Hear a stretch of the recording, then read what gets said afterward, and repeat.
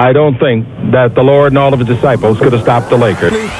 This team, this organization, this city, the Lakers are NBA champions once again. Your drive is there to be the best. The night and the championship belong to the Los Angeles Lakers.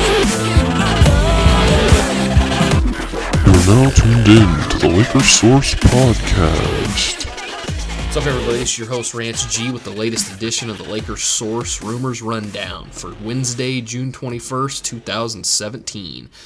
Everyone listening, if you would, please like the video, subscribe to my channel, and follow me on Twitter at LakersSource to stay up to date on everything involving the Los Angeles Lakers.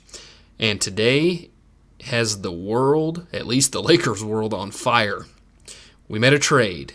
No, it wasn't for Paul George.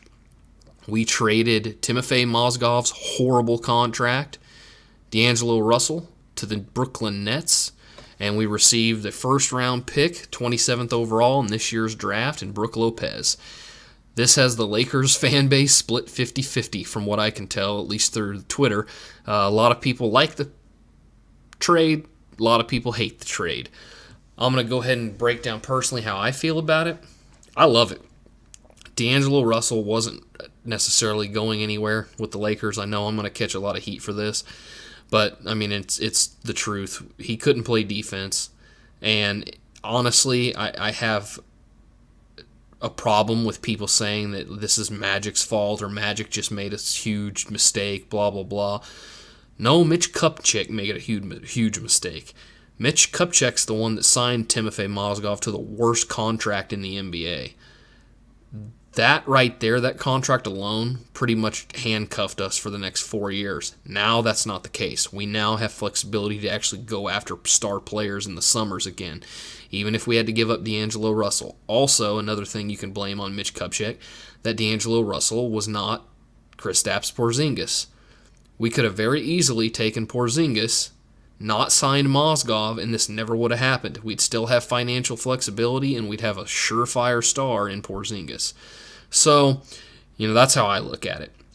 If you want to blame somebody for this trade, blame Kupchak and Jim Buss for making this happen, because it's not Magic's fault. Magic got us out from under, and Pelinka. Pelinka's probably the one that did the deal, but Magic and Pelinka got us out from under that god-awful contract of Mozgov's. And got another first-round pick in the process, which is more than likely, if Paul George is traded to the Lakers, that's going to be thrown in to with a package to Indiana. So, that really doesn't matter as far as that goes. And I think if we wake up, Thursday morning at the latest, or anytime tonight, check the Twitter wire, and we see that Paul George is traded to the Lakers, I don't think everybody's going to forget about this trade anyways, because that'll just honestly mean that the Lakers got better. So losing some combination of Randall, Russell, Clarkson, and 2 late first-round draft picks to get somebody like Paul George, I'm all for it. Lakers are better than they were, 2 weeks ago. They were better than they were last year. Starting out with a team of Paul George, Lonzo Ball, Brook Lopez, Ingram, Nance, and then Randall or Clarkson, whoever that is, Zubats, whoever stays, within the Randall or Clarkson deal, or with the Paul George deal, whichever one of those two stays. You also have Zubats.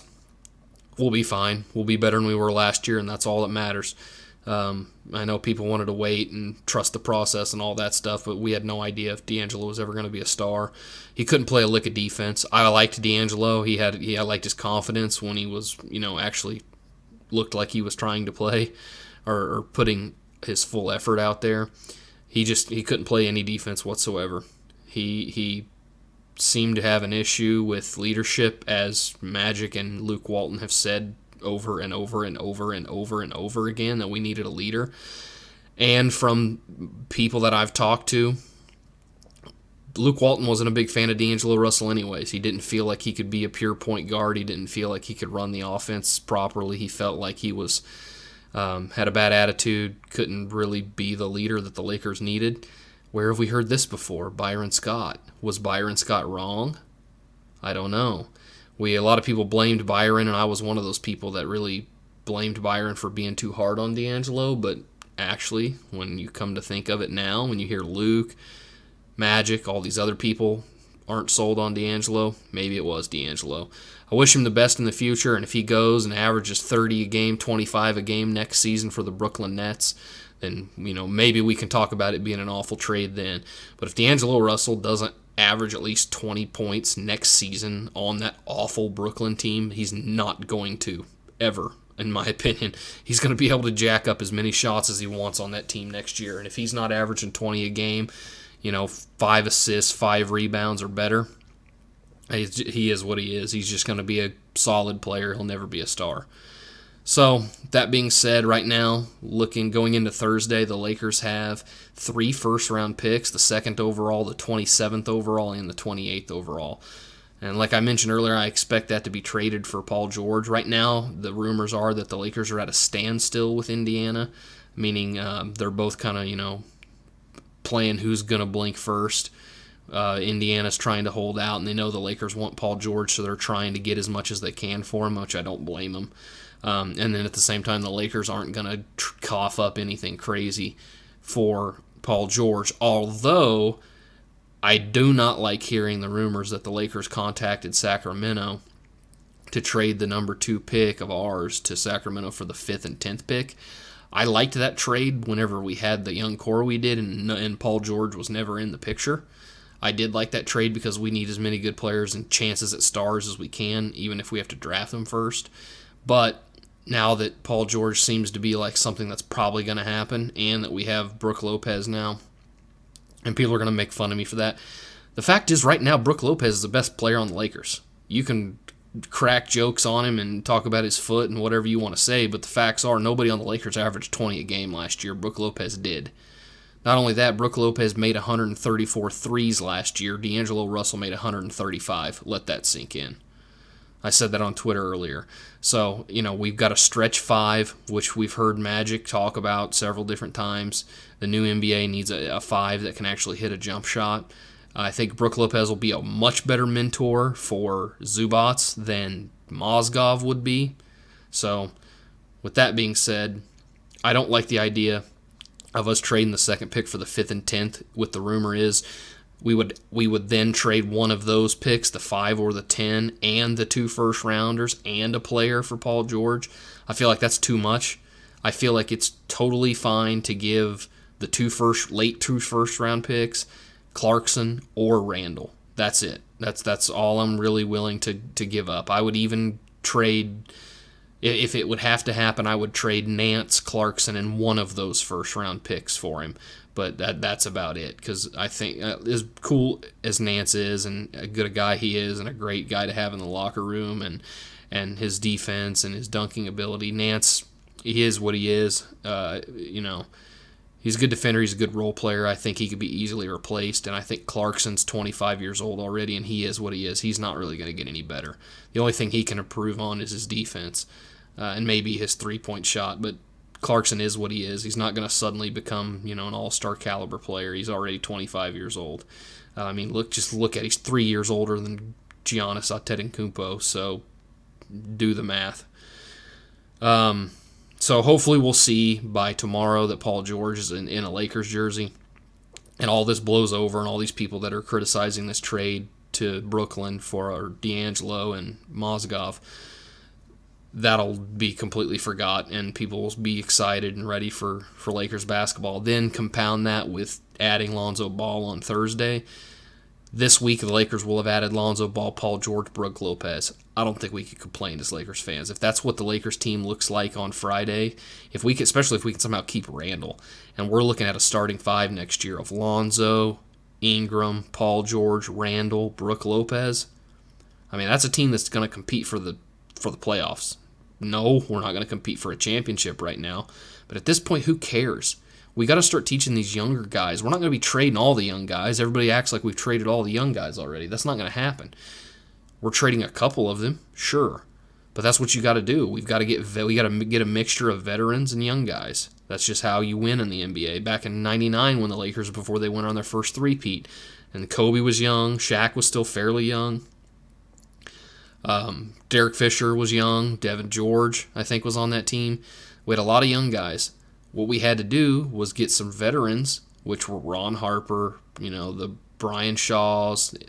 Brian Shaw came a little bit later, but still, during that three-peat, you also had A.C. Green, Robert Ory, Rick Fox. You had these guys that were veterans that actually taught these young guys how to play. You got to have that mixture. So we've got to do that, and I think that's kind of what they're doing, and I think that's a good recipe to have. And I think if we enter Friday with having Paul George, Lonzo Ball, and Brook Lopez to add to Ingram and Randall, Nance, Zubats, that combination, we're a much, much, much better team than we were last year, and that's all we can ask for as fans. Not only that, we don't have Mozgov's contract anymore, and we have money to spend in free agency next summer in that loaded class. I mean, you're going to have Westbrook, Cousins, LeBron, just to name a few. So it's we actually have flexibility again. Kupchak ruined our flexibility for the next 4 years by signing Deng and Mozgov to awful contracts, and at least we got rid of one of them. I know it sucks to lose Russell, but at the same time, we have forgiven D'Angelo for the locker room incident with Nicky, or not the locker room kind of tension-causing incident where D'Angelo recorded Nick Young talking about cheating on his fiance or whatever. But free agents might not have. Other players in the league might not have forgiven D'Angelo. I mean, you just look at guys like Brandon Jennings, who really is vocal about how he feels about that situation. And I'm not saying Brandon Jennings is a star. I'm just saying there could be other players that share that same sentiment about D'Angelo that Brandon Jennings does. So now that's gone. As Bill Plaschke said in an article earlier today, his bad attitude, also led to a reason why they wanted to trade him. So if those things are true, then it was a good move. We have flexibility. We got a good player, a draft pick out of the deal. And Lopez is a free agent at the end of the year anyways. So if he does stay on, he's going to stay on for much cheaper than he is now.